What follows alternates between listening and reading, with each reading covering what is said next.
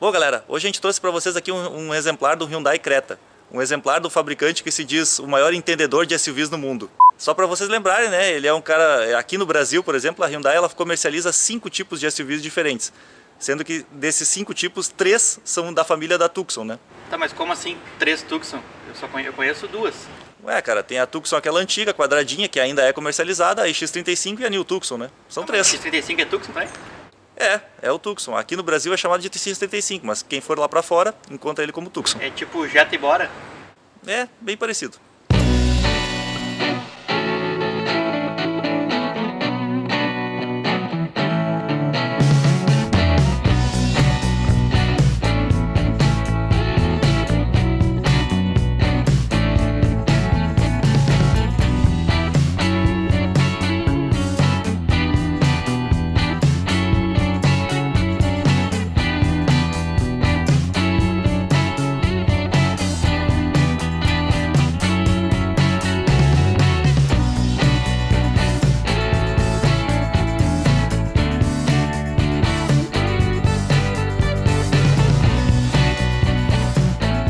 Bom, esse vídeo aqui nós vamos fazer em 2 partes, né? Nós vamos fazer na primeira parte as características do carro, mostrar o espaço interno, alguns outros detalhes dele. E a segunda parte nós vamos sair para dar uma volta e ver quais são as impressões gerais e ver se o carro realmente é bom ou não, né?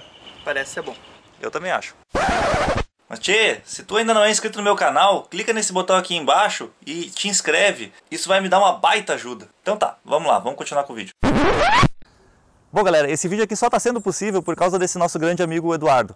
Eu não conhecia ele, né? É mais um daqueles que assistiu os vídeos do nosso canal, acabou conhecendo a gente porque ele estava procurando um carro e tudo mais, e aí ele escolheu o Creta, né? Não tinha o vídeo no nosso canal e ele resolveu nos procurar para nos emprestar. Eduardo, cara, prazer te conhecer, cara, brigadão pela oportunidade aí. Pô, que isso? Tu não tá ajudando só a gente, mas tá ajudando também todo mundo que quer aí procurar informações sobre esse carro e nos dando a grande oportunidade de testar o teu carro bem novinho, né? Com certeza, até mais porque eu também pesquisei muito na internet, procurar ver qual o melhor carro aí, e foi muito importante, né, assistir o vídeo do Felipe, do pessoal, e ajudou a pegar esse carro que a gente vai ver agora a opinião dele, né? Show de bola, valeu! Bom, essa aqui é a versão Prestige, que é a versão top de linha do Creta, né? E ele vem com alguns diferenciais interessantes, como por exemplo, ele tem os DRLs, né? Aquele farol, a iluminação, né, de dia, e que ajuda bastante porque tu não esquece de ligar os faróis quando tá andando numa estrada. Ele tem ali aqui assim do lado um farol de conversão, né? Então entre o projetor do farol baixo e o projetor da alta, ele tem ali um farolzinho que liga para auxiliar em manobras, tanto para a esquerda quanto para a direita. Ele também tem o repetidor de seta nos espelhos. Né? Ele tem as rodas aro 17, com as versões anteriores, as versões mais simples, ela vem com aro 16, não é essa roda maior, né? E ele tem aqui atrás os sensores de estacionamento, né, que ficam localizados nas laterais do para-choques, no centro, e também uma câmera de ré escondida aqui em cima da placa. Uma das coisas que eu acho que fazem falta nesse carro, e na verdade nem sou eu que estou falando isso, na verdade é o dono dele mesmo que já me falou isso, é que ele não vem com sensores de estacionamento aqui na frente. Ele teve que colocar esse na concessionária. E colocar um negócio paralelo nunca fica igualzinho ao original, né? Eu acho que pelo valor do carro poderia e deveria vir com esse tipo de acessório que ajuda bastante a gente a fazer manobras com um carro de um porte um pouquinho maior, que é o caso desse aqui, né? Outra coisa que eu acho que não condiz muito com o preço do carro é a falta de freios a disco na traseira. Ele vem só com freios a tambor. Não é um grande problema, na verdade na utilização normal do dia a dia tu nem vai sentir essa falta, mas talvez quando estiver andando numa estrada, descendo uma serra muito forte com o carro carregado, eu acho que o freio a tambor ele tende a fadigar mais cedo. Bom, esse carro aqui ele compartilha a plataforma do Hyundai Elantra e do Kia Soul, né, que são carros que não são SUVs, né? O Kia Soul é aquela coisa meio indefinida assim, mas não é um SUV, né? E então não era de se esperar que, por exemplo, o motor fosse diferente. Esse aqui tem a versão 2.0 16 válvulas, o motor de 166 cavalos andando a álcool e 156 a gasolina. Né? Ele tem 20,5 kgf de torque a 4.700 RPM. E uma coisa que me chamou bem a atenção, vocês devem ter percebido aqui, é que ele não tem aquela cobertura plástica que, por exemplo, alguns carros da Volkswagen usam, né? Que esconde todo o motor e dá aquela aparência melhor e também ajuda a reduzir o ruído. Porém, se vocês analisarem toda a fiação desse carro, ela está muito bem separadinha, ele foi muito bem organizado aqui dentro. Isso me chamou a atenção quando eu abri o capô, né? Podem ver que ele tem um chicote principal aqui assim e deixa todos os fios organizadinhos. Diferente de alguns outros concorrentes, como por exemplo A Ford mesmo, ela tem o motor todo aberto, assim, sem essas tampas também, mas infelizmente os chicotes dela parecem aquela bagunça, né? Fica tudo meio solto, assim, eles não fizeram essa organização legal que foi feita nesse carro. E uma coisa que é engraçada, né, para o carro desse valor, desse porte, ele não tem aquela cobertura aqui assim em cima do capô, que normalmente serve para reduzir o ruído. Mas nós vamos descobrir depois, andando lá dentro, que o ruído do motor não passa para dentro da cabine. Como essa aqui é a versão top de linha, ela vem com a chave do tipo presencial, ela não é canivete que nem nas versões intermediárias e a de entrada, né? Aqui na chave a gente tem a opção de abrir e fechar as portas, abrir o porta-malas à distância e também o último botão de pânico, aquele que tu aciona, por exemplo, se tu perder o carro no estacionamento, tu aciona ele e o carro começa a piscar e buzinar para te localizar ele com mais facilidade, né? O porta-malas dele, como é uma chave presencial, a gente pode deixar no bolso e simplesmente apertar aqui embaixo no acionamento elétrico que ele abre sozinho. O porta-malas desse carro tem 431 litros. Não é um porta-malas muito grande em relação ao porte do carro, mas ele é maior que alguns concorrentes dele, como por exemplo o próprio Renegade, né? Ele vem com um step temporário, né, o que eu realmente não gosto muito.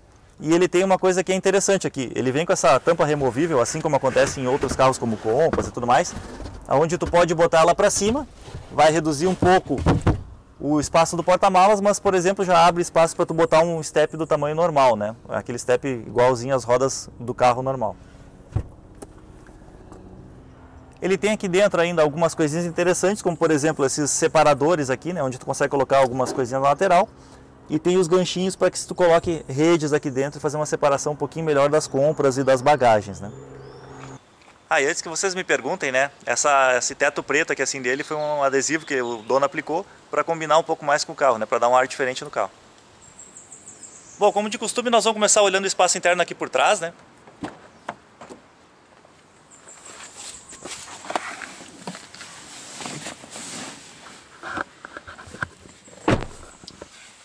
E aí? Olha, eu vou te dizer que é bom, né? É bem bom. Não é muito espaçoso assim, mas também o carro é um SUV compacto. Ele é um carro relativamente pequeno, mas eu com meu 1,82 m aqui tô longe do teto, não tô apertado lateralmente, né, que já aconteceu em outros carros parecidos. E eu gostei. Eu tô tranquilo, ainda mais que eu não tenho mais cabelo agora, então daí fica mais fácil ainda. Aqui na parte das pernas, né, eu tô com os joelhos encostados no banco, mas ele não tá me incomodando, né? Ele podia ser um pouquinho mais espaçoso, mas assim, é um conforto suficiente para o cara fazer uma viagem longa e não se incomodar com isso, né? Gostei da inclinação do banco, ele não é um banco muito reto, então ele dá um conforto para viagens mais longas. Acho que a parte de espumas do banco também é bem legal, né? A cor do banco é muito legal.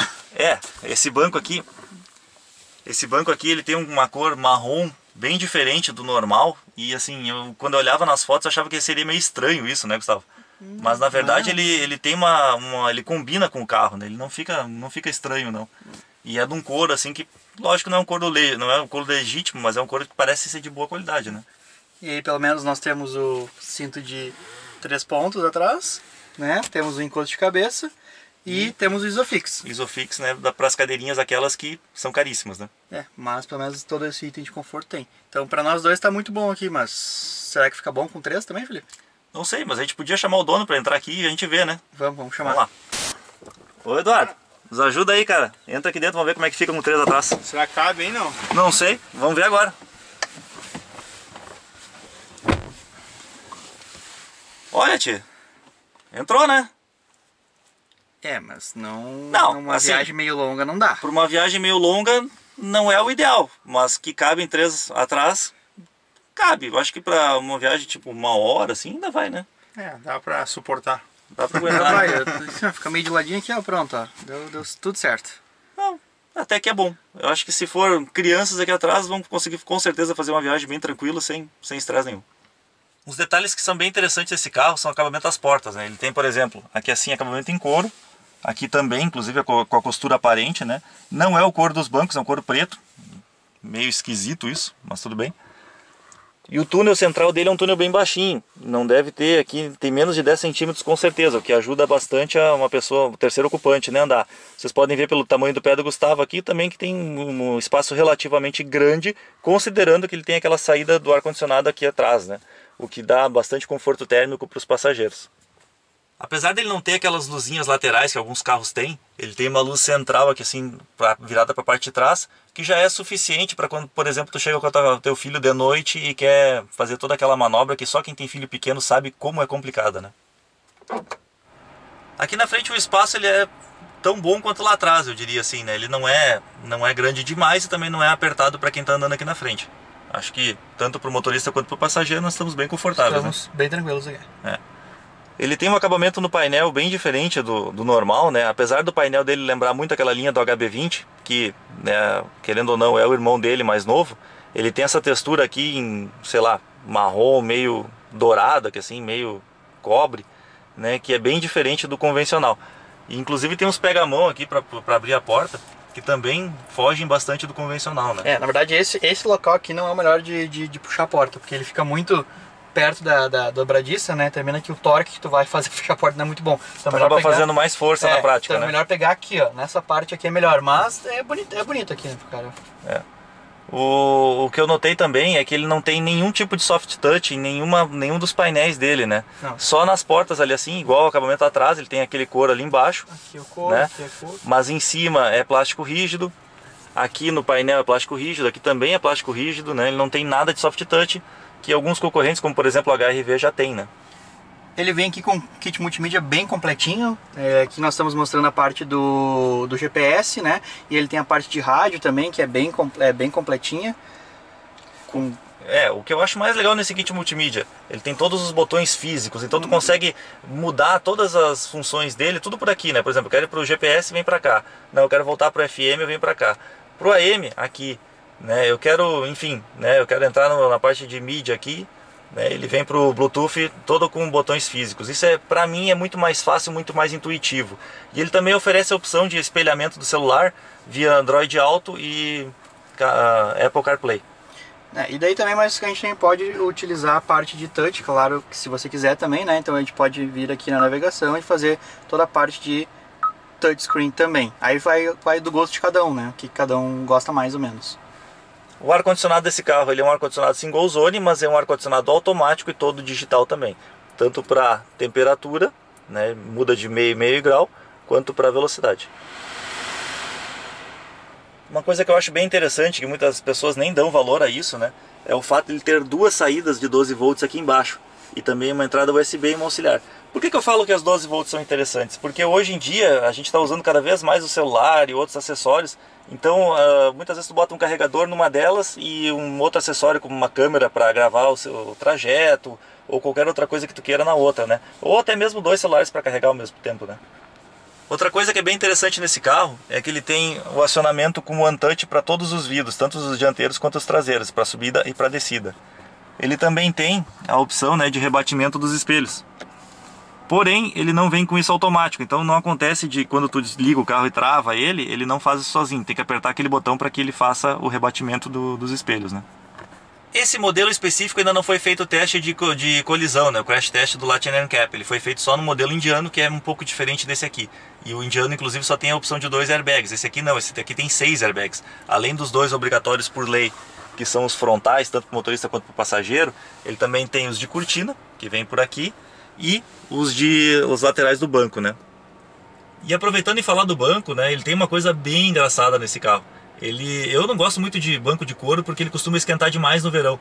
Mas esse aqui, pro motorista, ele tem ventilador atrás das costas do motorista. Então aqui tem um botãozinho onde tu consegue regular a intensidade do vento.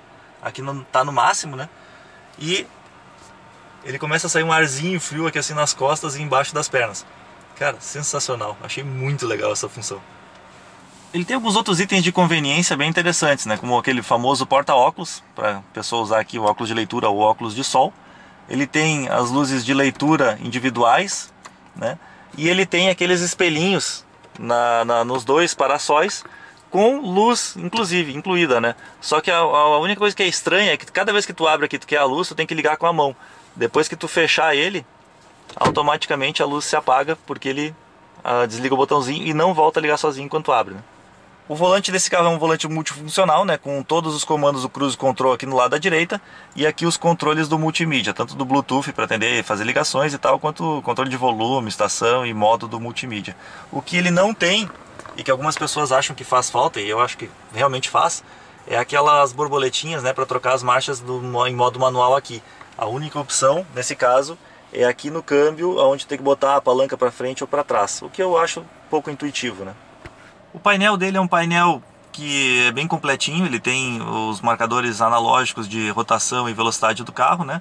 Aí marcador de temperatura do motor e combustível são marcadores digitais, além desse computador de bordo no centro que é bem completinho. Por exemplo, ali eu estava na velocidade, aqui tem informações do percurso, né? Velocidade média e tempo de rotação, de rodagem e tal.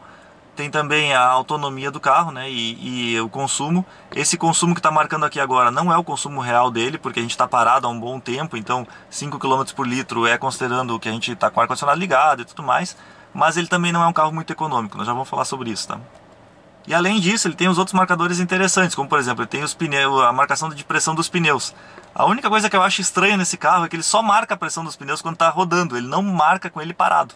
E aí uma outra coisa que eu acho bem interessante, né, é que tu consegue configurar todo o carro por aqui. Então, por exemplo, tu quer ligar a opção das luzes das portas e outras conveniências, todas elas estão bem acessíveis para qualquer usuário do carro, né? Não precisa ficar fazendo nenhuma coisa maluca aqui como um password de videogame, né? Esse carro aqui ele conta com vários porta-objetos. Então, por exemplo, aqui no painel ele tem um porta-objetos grande aqui que vem com uma parte emborrachada. Infelizmente os outros não tem. Esse aqui ele inclusive colocou alguns feltros para evitar que faça barulho, né, ao colocar coisas aqui. Ele tem também esse porta-objetos embaixo do apoio de braço central. Então ele tem esse espaço nas portas para colocar uma garrafa pequena e mais algumas outras coisas do lado. E esse carro, como ele tem chave presencial, né, ele tem o botão de start-stop aqui assim no lugar onde seria a chave normal, a chave convencional. Uma coisa que é legal é que ele também tem o start-stop do motor, né? Então quando tu para numa sinaleira e ele desliga o motor para economizar combustível. E o legal que eu acho nisso é que ele tem a opção de desligar isso aqui, né? Diferente do Cruze, por exemplo, que tu não consegue desligar, esse aqui tu consegue desligar ele por aqui. Bom, outro item que a gente já tinha mostrado antes, lá na rua, é a câmera de ré, né? Que é bem completinha, com a posição para onde a direção está virando, para onde o volante está virando. Um item que é primordial para nós hoje em dia.